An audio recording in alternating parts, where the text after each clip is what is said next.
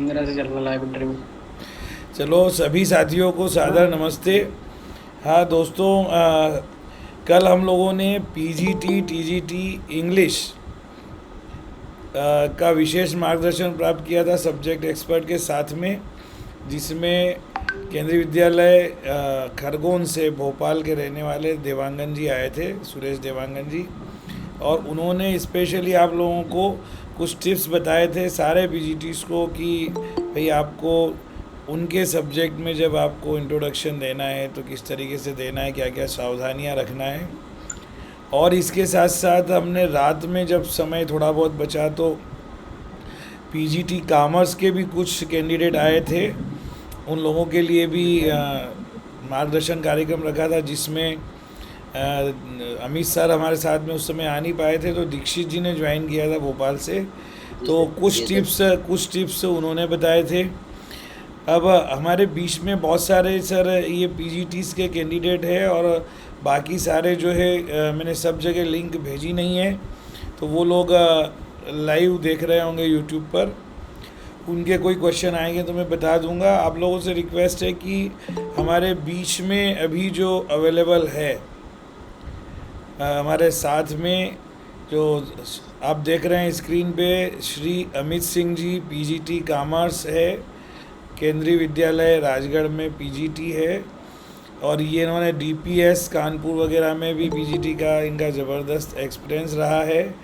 और मेरे नज़र में, मेरी दृष्टि में, जैसा मैंने इनको पिछले 5 से 7 सालों में देखा समझा है, ये एक बेस्ट पीजीटी के रूप में मैं इनको देखता हूँ। इनके अंदर जो एक पीजीटी में जितने गुण होना चाहिए उनमें कुछ एक आध एक्स्ट्रा ही है ना।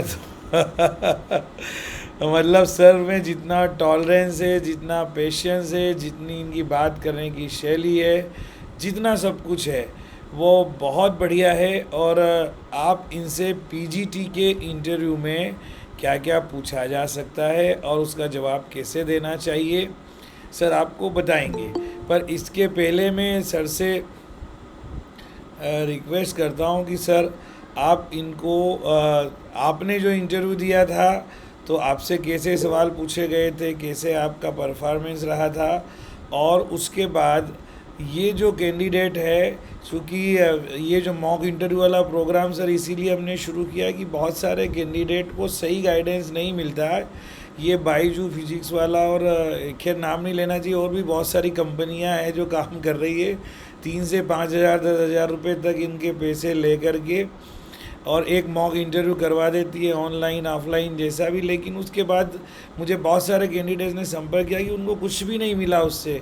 क्या केवी होता है, क्या केवी का कल्चर होता है, कैसे रेमेडियल लेना है, किस तरह से बच्चों को हैंडल करना है, किस किस तरह की सिचुएशन और परेशानियां केंद्रीय विद्यालय में आती है।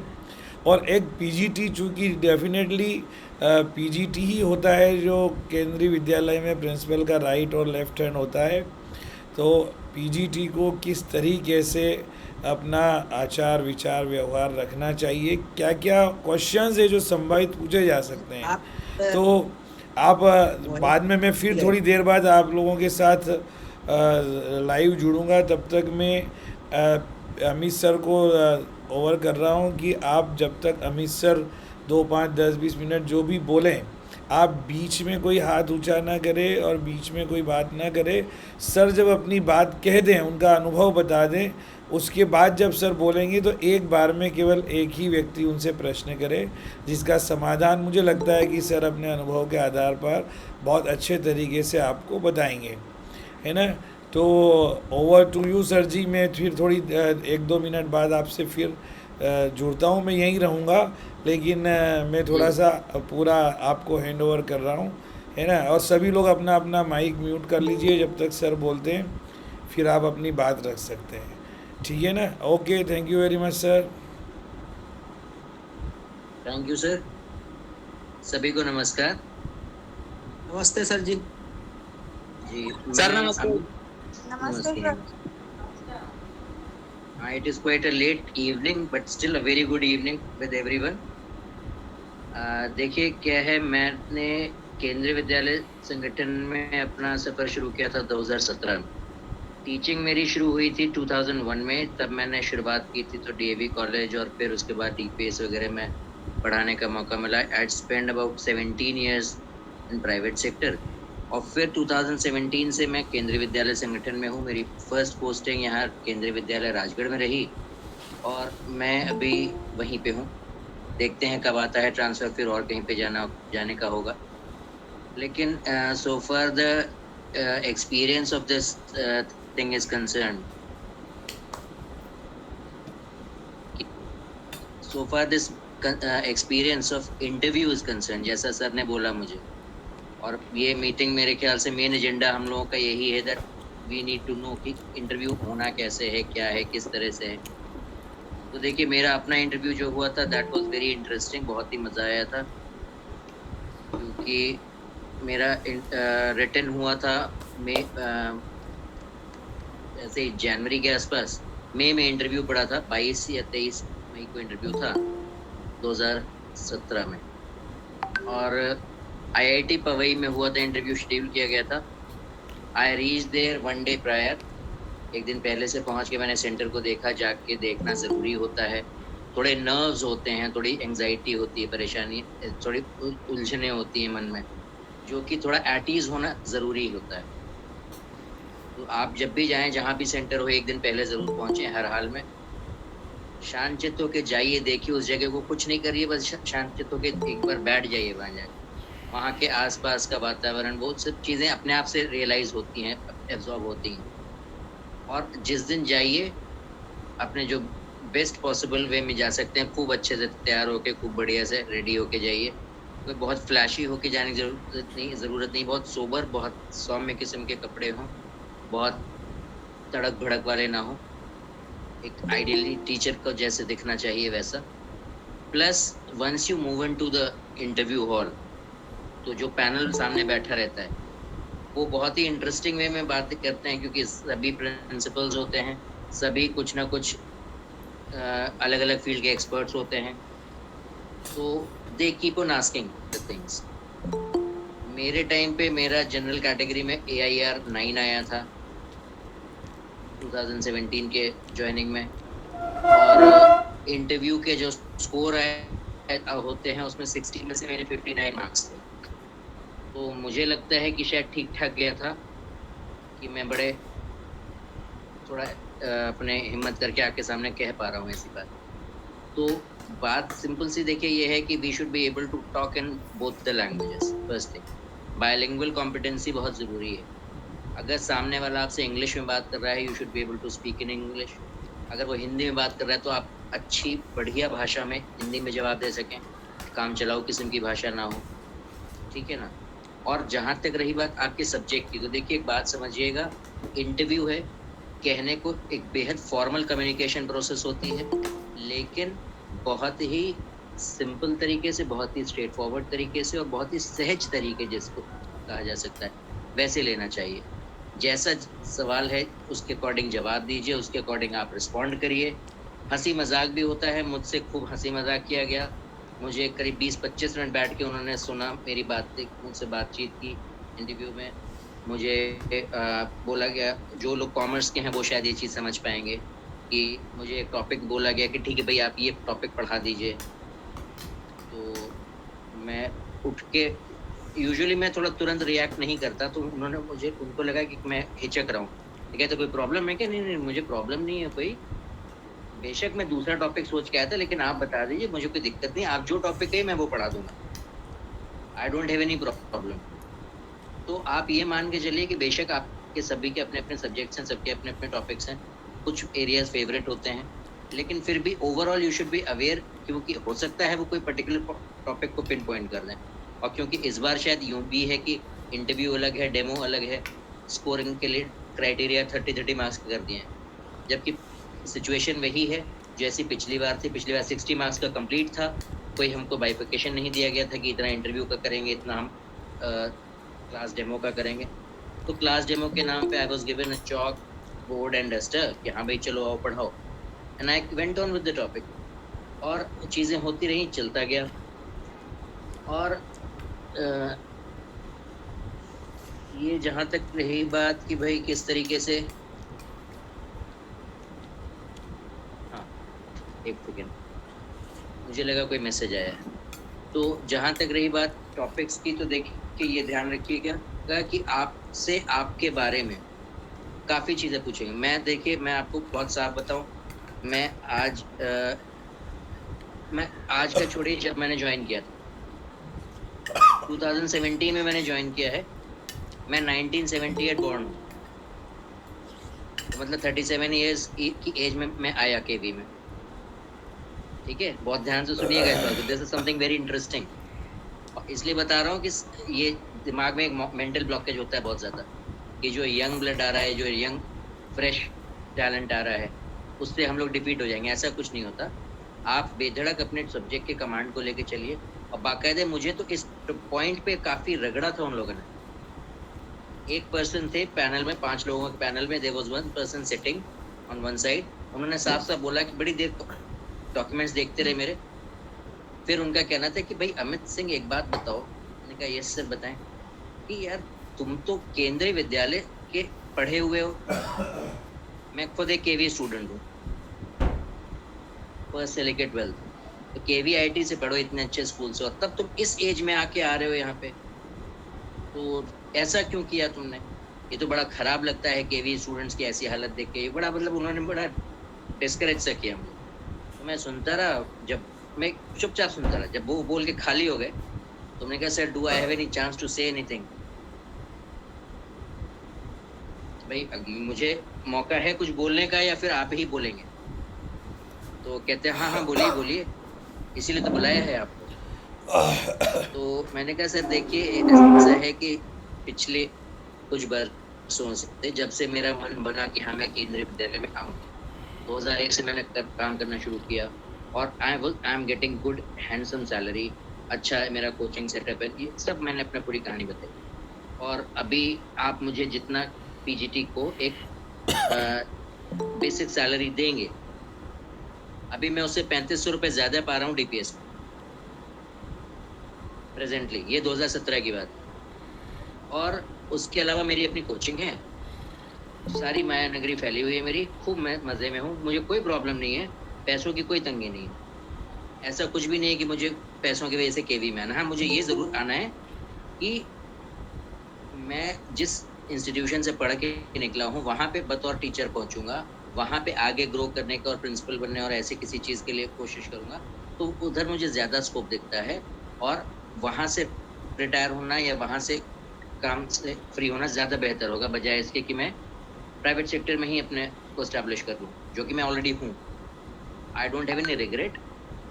और पहले मुझे आना नहीं था, लेकिन अब जब से आना शुरू हुआ तो आने की इच्छा हुई।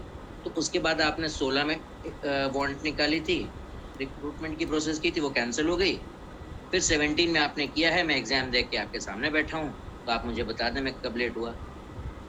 तो वो हर चीज़ पे रगड़ेंगे आपको। उन्होंने मुझे इस चीज़ के लिए भी बहुत डिस्करेज किया कि तुम ऐसे, और उसका मैंने बहुत नपतुला से जवाब दिया, उनको ये एहसास कराया कि हाँ देखो आज तुम मुझे नहीं ले रहे हो, मुझे फिक्र नहीं है इस बात की, मैं बहुत वेल सेटल्ड हूँ, बड़े आराम से हूँ, बहुत चैन से हूँ। और सबसे बड़ी बात कि मेरे पास दूसरा बैकअप है। देखिए किसी भी इंटरव्यू में एक बहुत ज़रूरी चीज़ होती है कि आप अपनी मेंटल स्टेबिलिटी दिखाएं, स्ट्रेंथ दिखाएं, कि हाँ आप सामने वाले के विचलित करने पे विचलित नहीं हो रहे। सब्जेक्ट कोई सा भी हो, ये एक प्रोसेस होता है जो दिमाग में होना चाहिए आपके हमेशा, है ना। मिनी कुमारी जी का एक मैसेज, आई एम सॉरी मैं रुक रहा हूँ एक जगह। Sir strength and post for suitability अलग अलग हो सकता है क्या? दोनों सेम होना चाहिए। Post, strength and post for suitability, ये कुछ बात समझ में नहीं आई मैडम, आप थोड़ा सा दोबारा से लिख दें। अरे मैं आपको ये बता पूछना चाह रही है सर कि आप उस पद के लिए कितना योग्य है, आपकी स्ट्रेंथ क्या है, ये क्वेश्चन पूछा जाएगा तो क्या जवाब देना है। अच्छा ओके। वो 50 शब्दों में लिखना भी पड़ता है ना कि, है ना। वो तो 4 कॉपीज में लिखवाया था सर हम लोगों से तो। वही सूटेबिलिटी टू द पोस्ट और आपकी स्ट्रेंथ क्या है वो जानना चाह रही जी है। जी जी। ओके सर, देख मैं अभी आता हूँ, मैं बस उसी पॉइंट पे आता हूँ। I am just completing my part. हाँ जस्ट 2 मिनट पेशेंस रखिएगा। तो देखिए मुझसे उन्होंने ये भी पूछा कि भाई तुम इतना लेट आए हो, इतना अनसूटेबल हो, इतना अनफिट हो इस जॉब के लिए, बेकार हो तुम, सब तरह से एहसास कराया मुझे। मैंने उनको बड़ा नपतुला सा जवाब दिया। उस वक़्त मेरे मन में ज़रूर ये भाव थे कि हाँ भाई ठीक है, नहीं होगा तो देखा जाएगा, कौन-सी घर में कमी पड़ी है। लेकिन हाँ, ये बात तो याद रखिएगा कि उस वक़्त मैंने ये भी ध्यान रखा कि सामने इंटरव्यू पैनल को वो सुनने को मिले जो वो सुनना चाहते हैं। वो नहीं जो मैं मन में सोच रहा हूँ, या वो नहीं जो मुझे असल में फ़ील होता है। मुझे वो बताना है जो सामने वाला सुनना चाहता है, क्योंकि वो तभी मुझे अच्छे नंबर देगा। ठीक है ना? तो जहाँ मैंने ये बोला कि हाँ भाई मुझे कोई फ़र्क नहीं पड़ रहा, मैं कोई रिग्रेट नहीं, वहीं तुरंत मैंने ये सँभाला कि भाई देखिए केंद्रीय विद्यालय संगठन से बड़ा संगठन कोई नहीं है, इतना बड़ा ब्रांड है ये और इतनी एवेन्यूज़ हैं यहाँ पे, इतने ऑप्शंस हैं किसी भी इंसान को ग्रो करने के, अपने आप को और एक्सप्लोर करने के, कितने बढ़िया तरीके से वो और आगे हमको अपॉर्च्युनिटीज़ मिलेंगी। ये सारी अच्छी बातें बोलनी। तो सामने वाले को ये भी एहसास हुआ कि हाँ ठीक है, इतने के बावजूद ये इंसान अभी भी इसकी भी गर्ज है कि हाँ वो आए इस जगह सेलेक्ट हो जाए। उन्होंने मुझे एकदम से हंसी मजाक से भी डाउन करने की कोशिश की। एक लेडी बैठी थी, बड़ी शांत बैठी थी, कहती है अच्छा एक बात बताइए, मैं आपको वही शब्द बोल रहा हूँ जो उन्होंने बोले थे, मुझे अच्छे से याद थे। एक बात बताइए, अभी तो कौन सा महीना चल रहा है? हमने कहा मैम मई चल रहा है। अभी आप कहाँ बैठे? हमने कहा मैम IIT पवई मुंबई में बैठे हैं। तो कहते हैं यहाँ तो काफी गर्मी है और आप ये कोट पहन के क्यों आए हैं? इतना बोल के खूब ताली बजा के खूब जोर-जोर से हँसने लगी। मतलब मैं तो घबरा सा गया एक बार को कि अरे भाई 5 लोग बैठे हैं पैनल में, केवी का इंटरव्यू है और वो हँसी मज़ाक मेरा मज़ाक उड़ा रहे हैं। तो मैं चुपचाप सुनता रहा। जब ज़रा-सा शांत हुई, मैंने कहा नहीं मैम देखिए, ये एक लिनेन का ब्लेज़र, लिनेन की जैकेट है, समर जैकेट है, गर्मियों में नहीं ही पहनी जाती है, ऐसी कोई बात नहीं। और देखिए सीधी-सी बात है, आप लोग के सामने आना तो मुझे अपना बेस्ट फुट फॉरवर्ड रखना था, अपना बेस्ट इंप्रेशन देना था। तो मैं बोलूँ चाहे जैसा भी दिखूँ तो कम से कम अच्छा आपके सामने। ये करके जैसे उन्होंने हँसी मज़ाक किया वैसे मैंने हँसी मज़ाक करके।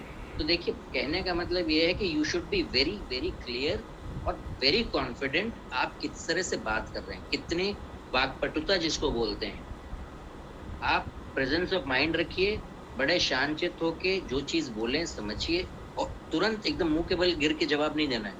बहुत संभल के, बहुत जैसे शांतचित्त होके किसी से नॉर्मल तरीके से बात करें, जैसे अभी हम लोग बात कर रहे हैं।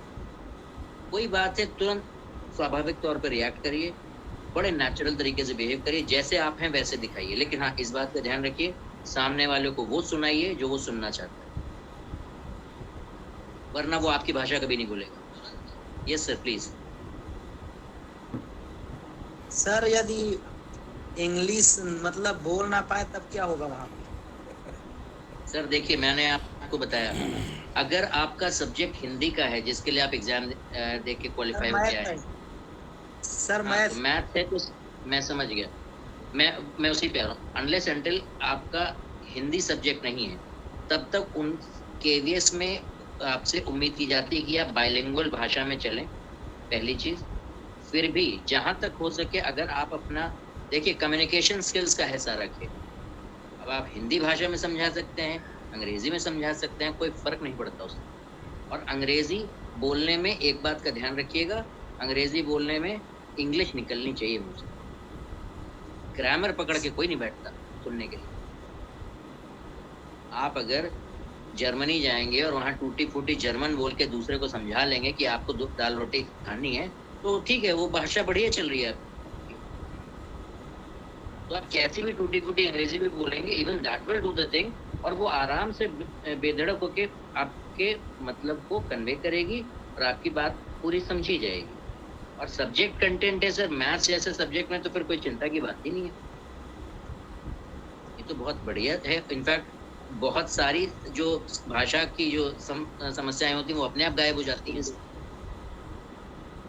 कंटेंट इतना सॉलिड होता है, और अगर आप इंटरव्यू के लिए पहुंचे हैं तो मतलब आपका कंटेंट सॉलिड है तभी पहुंचे हैं। हल्का फुल्का कोई नहीं पहुंचता है यहाँ पे, ये तो पक्की बात है। तो देखिए इतना मान के चलिए कि कभी भी हम लोग जब बात करते हैं केवी के इंटरव्यूज के लिए, तो 2-3 चीज़ें जो मुझे भाई देखिए हो सकता है मैं बहुत कम एक्सपीरियंस्ड हूँ, खास ज़्यादा एक्सपीरियंस नहीं है, फिर भी मेरा जो विचार है मैं वो आप सबसे साझा कर रहा हूँ। ये देखिए सिंपल सी चीज़ है कि भाई एक तो आपका जो अंदर से सेल्फ कॉन्फिडेंस होता है वो बहुत ज़्यादा मैटर करता है। आप जाइए, एकदम आँखों से आँखें मिला के बात कीजिए। जब पढ़ाइए उनके सामने तो उनकी आँखों में आँखें डाल के बात कीजिए। एकदम ऐसे जैसे सिर पे चढ़ के बच्चे के ऊपर डोमिनेटिंग वे में आप पढ़ाते हैं, उस अंदाज में पढ़ाइए। मैं बिल्कुल मजाक नहीं कर रहा हूँ, एकदम उसी अंदाज में पढ़ाइए। इंटरव्यू पैनल लेने हैं तो होंगे अपने घर के, आपसे क्या मतलब, आप तो अपने सब्जेक्ट के एक्सपर्ट हो इसलिए आप हो। हाँ, ओवर स्मार्ट मत बनिए, ओवर स्मार्ट मत बनिए, वो रगड़ देंगे उठा के और आपको पता भी नहीं चलेगा। बहुत समझदारी से इस चीज को ध्यान रखिएगा, ठीक है ना। और सर गुड इवनिंग। सर बस sir good evening. Good evening sir. ये Mini sir, madam good evening, का, मिनी सर, कुमारी मैडम का एक क्वेश्चन था, मैं वही बता रहा हूँ बस सर। आपके क्वेश्चन पे आ रहा हूँ, एक क्वेश्चन और है, बता दूं बस, अभी आपको भी सुन रहा हूँ। Strength and post for suitability. देखिए क्या होता है पोस्ट फॉर सूटेबिलिटी कि आप उस पोस्ट के लिए क्यों सूटेबल हैं। तो देखिए एक बात याद रखिएगा, आपका जब वो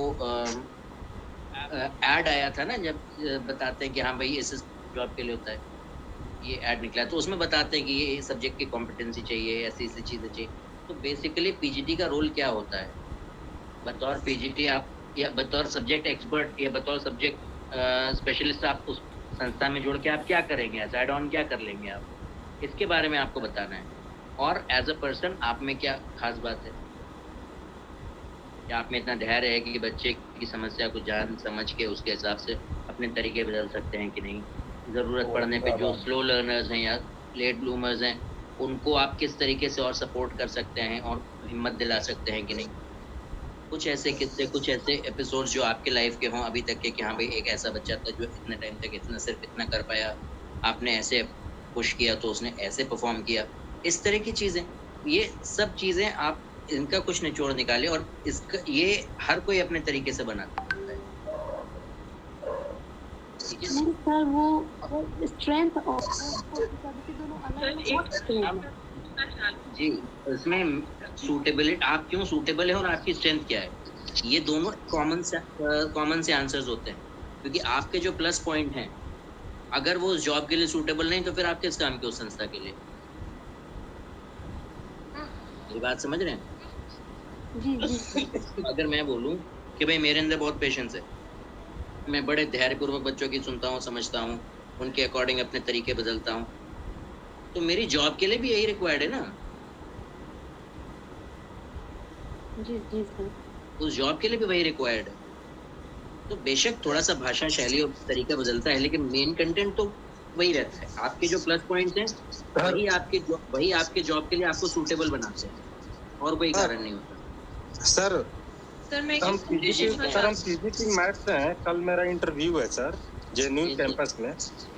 जी सर, ऑल द बेस्ट बहुत सर। कंफ्यूजन हो रही है और बहुत टेंशन हो रही है कि कल क्या होगा। अच्छा, एक तो सर ये समरेश सिंह जी, 1 मिनट सर।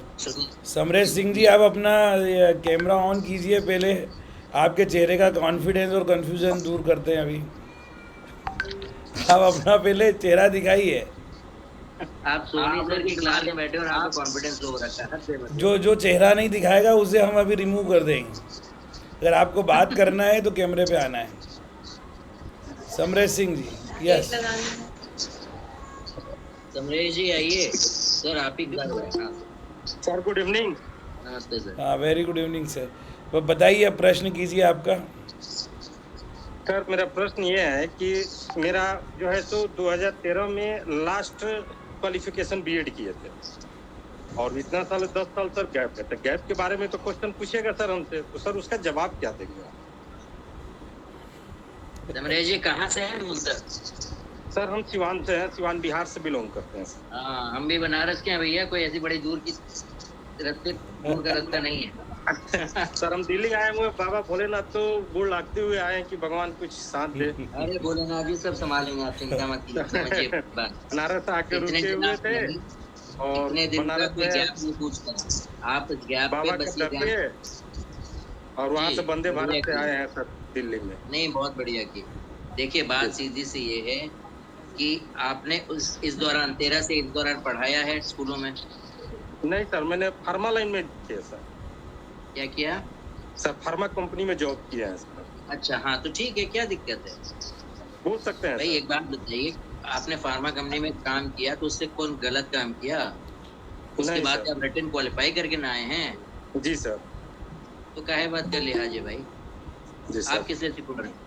अगला सिकुड़े जो आपका कॉम्पिटिटर है। आप क्यों सोच रहे हो इतना? जी सर। आप पूरे कॉन्फिडेंस से सर जाइए। सर समझ रहे इसमें हैं? जो है तो इस बात EWS का कोई डिस्क्वालिफिकेशन नहीं होता। इनफैक्ट एक जी तरीके सर। से देखें तो आपके पास रियल लाइफ के ज्यादा अच्छे एग्जांपल्स होंगे। आपने इंडस्ट्री में काम किया है, इंडस्ट्री में से रिलेटेड जो रियल लाइफ से जुड़ने वाली चीजें हैं, सब्जेक्ट की एप्लीकेशन आप 1000 तरीके से ढूंढ सकते हैं, जी पकड़ सर। सकते हैं। ये सारी चीजें आपके प्लस पॉइंट्स हो सकती हैं, आप इनको जी लेके सर। आगे बढ़ सकते हैं। जी सर। सर मैं तो सर क्या सर बायोडाटा में सर इस एक्सपीरियंस को डालें या छोड़ दे सर? टीचिंग एक्सपीरियंस अगर स्पेसिफिकली पूछा जा रहा है तो टीचिंग एक्सपीरियंस नहीं, वो नहीं लिख सकते, लेकिन वर्किंग एक्सपीरियंस अगर पूछते हैं तो बिल्कुल लिखिए। जी सर। जी सर। सर एक तो प्रश्न पूछ सर सकती हूँ? उसके लिए सब कुछ उसके लिए डॉक्यूमेंट लगाना पड़ेगा क्या? जैसे अपॉइंटमेंट लेटर हो गया या मेरा ऑफर सर लेटर हो अगर है गया? तो लगाइए, जी सर। अगर है तो लगाइए, क्योंकि मैंने तो लगाया था अपना। और ऐसे सर अगर फार्मा कंपनी में जैसे हम लोग किए हैं तो बहुत सारे चीज हम लोग ने अचीवमेंट किया जिसका हम लोग का सर्टिफिकेट मिला हुआ है, मेडल मिला हुआ है, क्या उसको लगा सकते हैं क्या सर? बिल्कुल लगाइए, बिल्कुल लगाइए।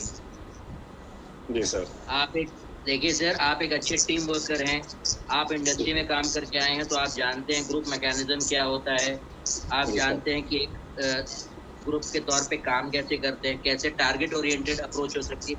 ये सारी चीजें आपके प्लस पॉइंट्स है सर। बड़े बड़े वर्ड्स हैं, जी आराम सर। से काम नहीं जाते। और सर डेमो के लिए सर कुछ टिप्स देते हैं क्या क्या करें डेमो में सर? सर डेमो के लिए आप अपना जो टॉपिक सबसे अच्छा जानते हो उसको लेके शुरू करिएगा। और सर लेसन वो प्लान बना पढ़ाने के का ले तरीका जाए? आपका अपना होगा, पढ़ाने का सर, तरीका कोई नहीं बता पाता। अच्छा तो लेसन प्लान अपना से बना के ले जा सकते हैं सर? बनाना पड़ेगा सर, अगर है तो। हमको तो रैंडमली दिया था इसलिए हमको नहीं बनाना पड़ा। या जैसे कि पहले से आप मैथ्स बना में लीजिए, होता क्या है गूगल कि करेंगे तो 1000 सैंपल मिलेंगे आपको, तो उसमें कोई चिंता की बात नहीं। सर जैसे कि मतलब कि होता क्या है ना सर कि मैथ्स में बहुत सारे प्रॉब्लम होते हैं, कॉन्सेप्ट होते हैं, उसको हम अपने लैंग्वेज में उसको लिख कर ले जा सकते हैं सर? भूल लोगे दादा, क्यों परेशान हो रहे? जी सर। लिख के मत ले जाओ। जी सर। लिख के ले जाओगे तो वो नुकसान करेगा और मेरे समझ से। सर सर यस मैं यस आपसे पूछ रहा हूँ सर। हाँ बोलो। अरे समरेश जी पूछ रहे हैं कि क्या वो कोई क्वेश्चन वगैरह बनाने वहाँ पढ़ाने के लिए लिख के ले जाए, चलेगा क्या? मेरे ख्याल से तो नहीं ठीक रहेगा, वो तो नहीं disqualify देखो, कर आप देंगे। इंटरव्यू देने जा रहे हैं, आपको कुछ भी लेके नहीं ले जाना। अभी तक जहाँ तक मैंने सुना है, आपको अपना एडमिट कार्ड और आपकी फ़ाइल ले जाना है, और अगर आप कुछ ले जाएंगे भी तो वो वहाँ जमा करवा लेंगे। अभी म्यूज़िक वालों का इंटरव्यू हुआ तो कोई म्यूज़िक का कोई अपना मतलब इंस्ट्रूमेंट लेके चला गया कि मैं इसी से बजाऊंगा, उसी में अभ्यास है। तो भाई वो तो क्या है कि अब शकुनी को उसके पासे का अभ्यास था, इस चक्कर में उसने अच्छे अच्छे योद्धाओं को हरा दिया, ठीक है ना। हाँ, इसलिए उन्होंने सबके आइटम रखवा लिए कि उनके जो आइटम हैं वहाँ वो जो दे रहे हैं, वो जो उपलब्ध करवा रहे हैं, उसी को आप बजाइए, ताकि तब फर्स्ट सेकंड थर्ड का वो हो सके कि एक ही आइटम पे लोग कैसे ऑपरेट कर रहे हैं, ठीक है ना। आपको जहाँ तक है, आपकी सारी चीज़ आपके दिमाग में तैयार होना चाहिए, आपका लेसन प्लान और आपका जो भी है। अगर आपको इंटरव्यू लेटर में लिखा है कि लेसन प्लान लेके आइए तो लेके जाइए, लेकिन जहाँ तक कहीं लिखा नहीं है, वहाँ पे आपको जो पीजीटी है उनमें इतना तो होना चाहिए कि कोई एक टॉपिक अपने दम पर वो बोर्ड पे अच्छी तरह से समझा सके, और इंटरेक्टिव बोर्ड है तो उसका यूज़ कर सके। तो आप परफेक्ट हो। और हर कोई इंसान जो पीजीटी है वो उसको नींद में भी उठा के पूछ लो तो 2-4 टॉपिक तो वैसे ही समझा देगा, है ना। मैंने तो काम छोड़ दिया है पीजीटी का, मतलब काम नहीं छोड़ा है, कहने का मतलब है कि एज ए प्रिंसिपल पढ़ा नहीं रहा हूँ 11-12 की कोई क्लास, लेकिन मैं कम से कम 10 से 20-50 टॉपिक जब मुझे बोल दो मैं पढ़ा दूंगा, समझा दूंगा मेरे हिसाब से। और जितना क्वेश्चन आपको आर्ग्यूमेंट करना हो कर लो, नहीं आएगा मुझे कहीं तो बोल दूंगा कि यार इसमें मुझे सीखना है, अभी मुझे नहीं आता, है ना। तो आप बोलने में अरे सर, स्पष्टवादी हम रहे। लोग तो अभी भी इनसे डरते हैं, इस तरह की कोई भी डिस्कशन करने में, कहीं पे भी उठा के रगड़ देते हैं किसी के भी टॉपिक में, तो सब्जेक्ट ऑब्जेक्ट नहीं पकड़ पाता सबको। तो ऐसे है कि मैं आप एक कॉन्फिडेंट प्रश्न- रहिए, कॉन्फिडेंट। ओके, नेक्स्ट Yes, किसी को ma'am, पूछना है? बताइए। ये राजीव खटाना मैडम, क्या आपका नाम क्या है, आप बताइए, पूछिए मैम, क्या? बताइए। शीतल सर, शीतल है मेरा नाम। शीतल सर। शीतल मैम, नमस्ते मैम, बताएं। सर मैं प्रश्न चाहती थी सर से कि जो मीरा जी का काव्य है उसको फुटकर काव्य की श्रेणी में क्यों रखा जाता है? ये अभी मैं टीजीटी पीजीटी हिंदी का सर के वक्तव्य के बाद में मैं नेक्स्ट सेशन लूँगा, उसमें सारे डाउट क्लियर करूँगा, ठीक है ना? हिंदी हिंदी छोड़ कर के आप हिंदी इंग्लिश छोड़ कर के बाकी सब्जेक्ट के जो पीजीटीज है वो सर से बात कर लो, या कोई कॉमन क्वेश्चन है उसकी बात कर लो। अनु बेनीवाल जी, आप बोलिए।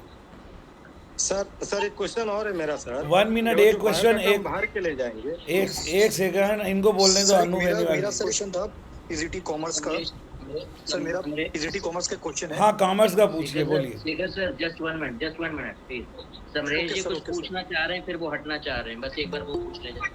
सर मेरा क्वेश्चन ये है, समरेश जी बोलिए please। बायोडाटा सर, हम बायोडाटा अगर हम बाहर के ले जाते हैं तो फिर अपने हाथों से भर के ले जाए या उसको मतलब कि ये करवा लें? हैंड रिटन होगा सर, खुद से भरना है, खुद से खुद भरना से है? भरना है। 4 कॉपी मैंने खुद भरी थी अपने टाइम पे, चिंता मत कीजिए। उसका अभी रीज़न सर, उसका देखो भाई लोगों, ये बहुत कॉमन सेंस की बात है। क्लास 4th के बच्चे की तरह क्वेश्चन नहीं करना है। आप अपने हाथ से जो लिख कर के ले जाएंगे तो आपकी हैंड राइटिंग भी उनको इम्प्रेस करेगी। और आपकी हैंड राइटिंग एकदम ख़राब है और टाइप करना है तो वो एक आपका चॉइस है, लेकिन हैंड राइटिंग थोड़ी कम से कम ठीक ठाक हो। मैं खुद पर्सनली एज ए प्रिंसिपल, कोई भी स्टूडेंट टीचर अगर होता है और बढ़िया हैंड राइटिंग है तो उसको मतलब कहीं ना कहीं इंप्रेशन उसका बहुत अच्छा पड़ता है।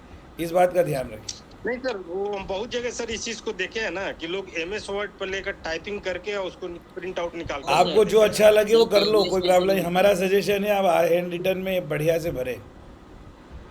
जी सर। ओके, हाँ शेखर जी बताएं। Thank you sir.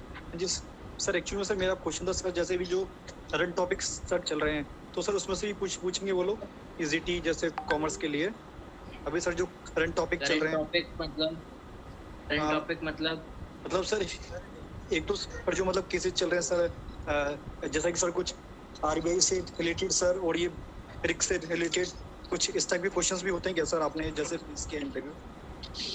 सर देखिए क्या है कि आपसे मेनली आपके सब्जेक्ट के बारे में पूछा जाएगा, ठीक है। पहली बात, आपके सब्जेक्ट के किसी टॉपिक से रिलेटेड आपके सब्जेक्ट में जो लेटेस्ट अमेंडमेंट्स आए हैं, जो लेटेस्ट चेंजेस आए हैं, उसमें जो वेरिएशंस किए गए हैं पिछले 2 वर्षों में कोविड के बाद से, आपके क्वेश्चन पेपर के पैटर्न में क्या चेंजेस किए गए आपके सब्जेक्ट के, and this applies to all the subjects, not just commerce, सभी सब्जेक्ट्स में अप्लाई होगा। मेरा सर एक डाउट और था। एक्चुअली सर करंटली जिस स्कूल में मैं टीच कर रहा हूँ, I am taking sir TGT social science में टीच करता हूँ उधर, टीजीटी सोशल साइंस। तो सर अभी जो मैंने इंटरव्यू मैंने जो क्वालिफाई किया है, I qualified for TGT sir. तो सर मैं वहाँ ये बताऊँ कि मैं टीजीटी सोशल साइंस, और ये सर मैं एक्चुअल में NTSC वाले बच्चों को मैं सर करता हूँ teach, sir reasoning, math set. तो सर ये मुझे बताना चाहिए कि नहीं बताना चाहिए उधर? सर देखिए एक बात समझिए, अगर आप टीचिंग में हैं तो आप जो भी पढ़ा रहे हैं, जितने भी समय से पढ़ा रहे हैं, आपको वो सब डिस्क्लोज करना चाहिए। ये चीज़ें आपकी पर्सनालिटी को ऐड करती हैं। जो चीज़ें लिखी नहीं हैं आपके डॉक्यूमेंट्स में, वो भी चीज़ें ऐड की करती हैं आपके। मैंने सर मेंशन भी कर सर, मैंने सर वो मेंशन भी। ठीक है, हाँ बताइए। तो सर ऐसा तो नहीं मेरा कहीं ये नेगेटिव पॉइंट बन जाए कि आप मतलब ईजीटी हैं, पीजीटी कॉमर्स कैसे, कुछ ऐसे करके नेगेटिव पॉइंट तो नहीं बनेगा सर? जरूरी नहीं, बहुत से ऐसे होंगे जो टीजीटी लेवल पर काम कर रहे हैं, उन्होंने पीजीटी का एग्जाम दिया है, तो कोई खराबी थोड़ी है। तो उसका भाई आगे बढ़ने का जो अधिकार है ना सबको, फिर क्या प्रॉब्लम? हाँ जी सर, हाँ जी राइट, हाँ जी सर। कर दूं। और सर एक चीज और सर, जो अचीवमेंट्स वाला कॉलम है सर उसमें, तो सर उसमें जैसे सर अभी जो बोर्ड का सर जो रिजल्ट आया उसमें वो मेंशन कर सकता हूँ मैं कि मेरे कितने स्टूडेंट्स हैं 90 प्लस स्कोर किया है, 90 प्लस। सर आप बिल्कुल करें, जो भी ऐसी चीजें हैं जिनके बारे में आपको लगता है कि सर एक मेरी राइटिंग थोड़ी सी खराब है, तो सर ये लिखने में थोड़ा मैंने मतलब अभी, तो उसमें कोई ज्यादा नेगेटिव पॉइंट तो नहीं बनेगा सर? नहीं सर, राइटिंग तो मैंने ठीक लिखी, पर सर थोड़ा मतलब, हाँ जी सर, वो सर राइटिंग थोड़ा मतलब मैंने लिखना हाँ जी सर, हाँ जी, हाँ साफ सुथरा लिखें और बिना कटिंग ओवर राइटिंग के लिखें, सब साफ सुथरा जी। एक दिखता चीज और सर कंफर्म करनी, जैसे सर अभी आपने बताया थोड़े टाइम पहले कि जैसे 30 मार्क्स का डेमो होगा, 30 मार्क्स का सर वो होगा तो सर जो इंटरव्यू होगा, तो सर इंटरव्यू को कुछ ऐसा क्राइटेरिया मिनिमम आपको इतने मिलेंगे या डेमो में इतने मिलेगा, ऐसा कुछ कंफर्मेशन नहीं है? हमें भी नहीं पता, ये चीज कोई नहीं बता पाता। ऑल कमेंट्स इन टॉप आप बस जाओ वहाँ पे, अपना बेस्ट परफॉर्म करो, put your best foot forward, थोड़ा कॉन्फिडेंस कैरी करिए। अगर डर लग रहा हो, लिटरली हवा खराब हो रखी हो आपकी, तो भी अपने आपको समझाते रहे कि नहीं मैं अच्छा कर लूंगा, आप अच्छा करोगे निश्चित। हाँ मैडम, आप बताएं। ठीक है, thank you so much sir, thank you. All the best, Sir, all the best. Sir मेरा पीजीटी हिंदी का इंटरव्यू है परसों, तो मुझे मीरा जी के बारे में एक प्रश्न जानना था कि उनके काव्य को फुटकर काव्य की श्रेणी में क्यों रखा जाता है? मैडम वो दरअसल मेरा सब्जेक्ट नहीं है हिंदी, उसके एक्सपर्ट सोनी सर हैं, उनसे बेहतर कोई नहीं है। अरे बता देता हूँ सर इनको मैं, हालांकि अभी ये मैडम इसका आप बताइए सर, मैं तो फंस जाऊंगा इसमें। मैं इसका अभी एक आपका पूरा सेशन लेने वाला हूँ। अभी क्या टाइम हो रहा है? 11:15 हो रहा है सर। 11:15 हो गया। 5 मिनट में हम लोग ये ओवर करके हिंदी वाला और दूसरे जितने पीजीटी है उनका मैं सबका आंसर दूंगा। थोड़ा ब्रेक देंगे, फिर भी आपका बता देता हूँ फुटकर का वाला। अच्छा देखिए, आप फिर से प्रश्न बोलो मैडम, बता रहा हूँ मैं। शीतल जी फिर से प्रश्न बोलिए अपना।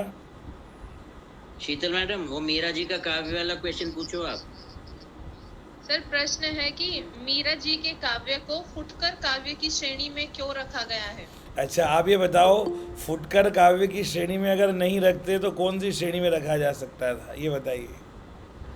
काव्य के कितने प्रकार होते हैं और उनकी क्या पहचान होती है, उससे अपने आप स्पष्ट हो जाता है ना। काव्य के भेद आपने पढ़े होंगे ना, काव्य के भेद कौन कौन से हैं?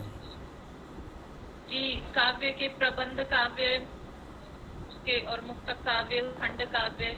हाँ ओके। तो प्रबंध काव्य जो है उसमें जन्म से लेके मृत्यु तक पूरी हिस्ट्री और पूरी कहानी चलती है और एक वो महाकाव्य बनता है, प्रबंध काव्य बनता है।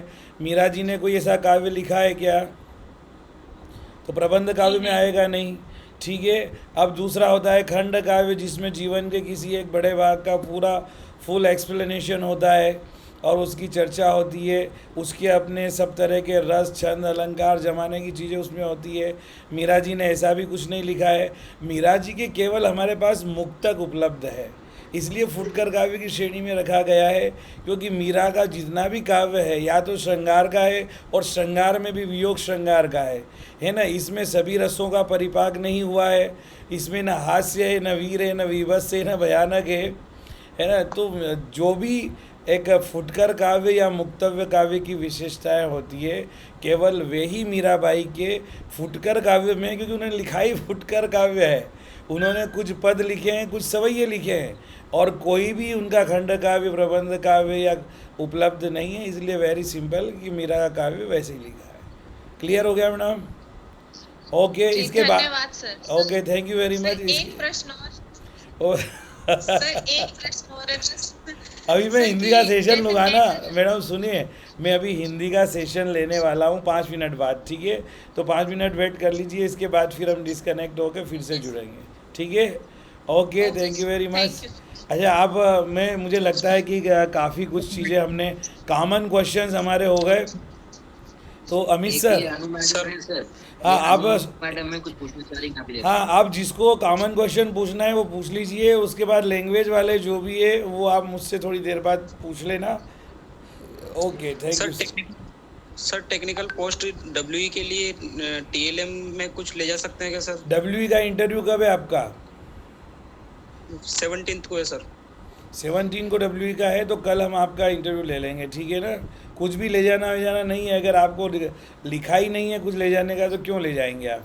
और ले जाना चाहो तो ले जाओ, अगर वो अंदर परमिशन दे तो चले जाना, और रोके तो एक तरफ रख देना। Okay sir, thank you sir. Okay, नमस्कार सर। बट सर कल प्लीज ले लीजिएगा एक बार इंटरव्यू प्लीज। हाँ बिल्कुल बिल्कुल बिल्कुल, thank you sir. Anu madam कुछ पूछनी थी? अनु मैडम बोले। नमस्ते मैम। सर हम ये पूछ रहा था, हमने 2012 में किया था सर डीएलएड। मैम बात समझ नहीं आई। बायोडाटा में जो मेंशन किया ना सर डीएलएड का हम्म, 2012 में किया था। तो ठीक है, तो क्या फर्क पड़ता है? तो कभी क्रॉस क्वेश्चन करें अब तक क्या किया पीआरटी के लिए। मैम ठीक है, आप बता दीजिएगा जो भी किया अभी तक। अगर कोई टीचिंग एक्सपीरियंस है तो वो मेंशन कर दीजिएगा, नहीं किया है तो वो बता दीजिएगा, उससे क्या फर्क पड़ रहा है? देखो ये जो सर है ना, इन लोगों के जो बहुत क्वेश्चन होते हैं गैप में क्या किया नहीं किया, उसका एक सिंपल सा आंसर है कि भाई मैं इस टाइम पीरियड में मैंने अपनी पारिवारिक जिम्मेदारियां, महिला है तो ससुराल के प्रति, बच्चा अब पैदा हो गया तो उसके प्रति, जन्म हो गया इशू का तो उसके प्रति, और वो सब नहीं हुआ तो अपने परिवार के विभिन्न सदस्यों के प्रति, स्वास्थ्य के प्रति, जो मेरा प्राथमिक कर्तव्य मैंने समझा, मैंने अपनी ड्यूटी इतने साल निभाई। और जब मुझे लगा कि अब मुझे देश के समाज के लिए कुछ करना चाहिए, जो पाया है वो लौटाना चाहिए, तो मैंने प्रयास किया और सफल होकर के आज आपके सामने उपस्थित हूँ, है ना। तो अब मैं अब एक शिक्षक के नाते अपना कर्तव्य देश के प्रति निभाने के लिए आ गई हूँ। ये जवाब दे दीजिए, इसमें क्या प्रॉब्लम है? कॉमन आंसर है सभी का, ठीक है। और एक क्वेश्चन मेरा है। हाँ बोलिए भाई। जी सर, ये कह रहे थे कि जो 50 वर्ड लिखना है, अगर उसको हम इंग्लिश वर्ड मतलब इंग्लिश में राइटिंग अगर खराब है तो क्या हम कैपिटल लेटर टोटल लिख के जाए? हाँ, आपके लिखना है कैपिटल सिंपल जैसे लिखना है लिखो, सामने वाले को समझ में आना चाहिए, पढ़ने में आना चाहिए, ठीक है ना। सर इस टाइम में जो ये दांडी मार्च है, इसको हम जो डेली लाइफ से नमक से जोड़ सकते हैं ना, डेली लाइफ का एग्जांपल देके। किसको? दांडी मार्च वाले टॉपिक को। टॉपिक का नाम फिर से बोलो, समझ में नहीं आया। दांडी मार्च। दांडी मार्च वाले हाथ जोड़ सकते हैं आप, वो जहाँ जोड़ रहे हैं उसे जोड़ सकते हैं। नमक कितना ज़रूरी है और नमक पे कर लगाना, और एक गरीब आदमी के लिए नमक का कितनी दुर्लभता हो जाती है अगर कर लगाते, तो डेली लाइफ से जोड़ सकते हैं। प्रीवियस क्वेश्चन में यही कर सकते हैं ना सर, प्रीवियस नॉलेज के लिए। ठीक है, ओके ठीक है। अभी कोई क्वेश्चन नहीं है ना। अब आप लोग एक काम कीजिए, अभी हम से थोड़ा 5-10 मैं मिनट। पूछना चाहती हूँ एक क्वेश्चन। 11 बज गए भैया। हाँ सर एक क्वेश्चन मैं पूछना चाहती हूँ। जल्दी बोलो। सर जैसे मैंने टीजीटी संस्कृत से मैं सिलेक्टेड हुई हूँ, बट मेरे पास हिस्ट्री पीजी है, उसको मैं नहीं लगाना चाहती क्योंकि हिस्ट्री से क्रॉस क्वेश्चन हो सकते हैं, तो क्या ऐसा हो सकता है? देखो, आपको लगाना है लगाओ, नहीं लगाना है मत लगाओ, लेकिन ये सोच करके कि मैंने पीजीटी हिस्ट्री किया है, कोई क्वेश्चन पूछ लेंगे इसके लिए नहीं लगाऊं। जब आपका सिलेक्शन हो जाएगा टीजी संस्कृत में, और 3 साल के बाद जब आपको मौका मिलेगा पीजीटी बनने का, पीजीटी हिस्ट्री बनने का, तब आप लगाने के लिए बार बार लेके ऑफिस में जाएंगे, परेशान करेंगे प्रिंसिपल को, तब आपकी कोई नहीं सुनेगा क्योंकि आपकी सर्विस बुक में एंट्री नहीं होगी। इसलिए आपको केवल टीजीटी संस्कृत आजीवन बने रहना है तो मत लगाइए, और आगे आपको पीजीटी हिस्ट्री बनने की थोड़ी भी इच्छा मन में है तो आपको लगाना पड़ेगा।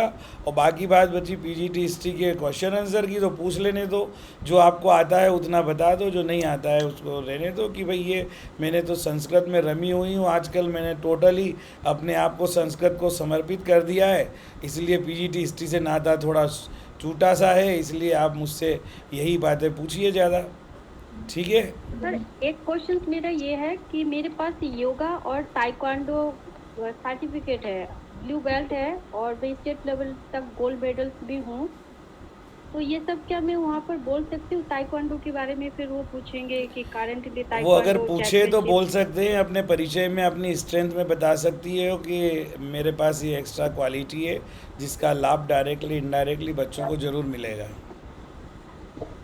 Okay sir, thank you sir. Okay, thank you. अभी बाकी लास्ट क्वेश्चन अरे आपके बहुत क्वेश्चन हो गए, और पूछ लो चलो। सर लास्ट क्वेश्चन, अगर मेरा एमएससी जो है अभी 4था सेमेस्टर चल रहा है, हाँ, फिर मैं क्या करूं सर, जिसको कैसे मेंशन करूंगा उसमें? इसको कैसे मेंशन करना है उनको बता दो, जो आपने अभी हमसे बोला यही उनको बता देना कि मैं ये परसुइंग दिस कोर्स है ना फ्रॉम दिस यूनिवर्सिटी। जी सर। ओके ठीक है, थैंक यू वेरी मच सभी को। देखिए अभी हमारे बीच में केवल एक छोटे से निवेदन पर हमारे खास मित्र, हमारे भाई परिवार के सदस्य श्री अमित जी, जिनसे हमारा अभिन्न नाता है, और आपके बीच में आए, आप लोगों के कॉमन क्वेश्चंस के आंसर दिए, और आप लोगों ने इनसे जो कुछ भी सीखा समझा उसका प्रयोग आप करके, अगर आप में से कोई भी इंटरव्यू में सफल होता है तो इंटरव्यू देने के तुरंत बाद एक बार हमसे संपर्क करें, क्या पूछा था, क्या बताया था, और अगर सिलेक्शन हो जाता है तो ज़रूर संपर्क करें, मिठाई हमारी ओर से खिलाएंगे आपको ठीक है ना।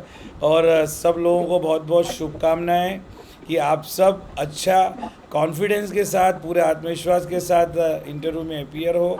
सर ने हमें जो आज मार्गदर्शन दिया, हमारे बीच में आकर के जो सहायता की, उसके लिए मैं सर का विशेष हृदय से अभिनंदन करता हूँ, आभार प्रकट करता हूँ। सर ये मेरे लिए बड़े सम्मान की बात है कि इतने बड़े फोरम पे आके मैं इस तरह से बातें हो पाई के लोगों से।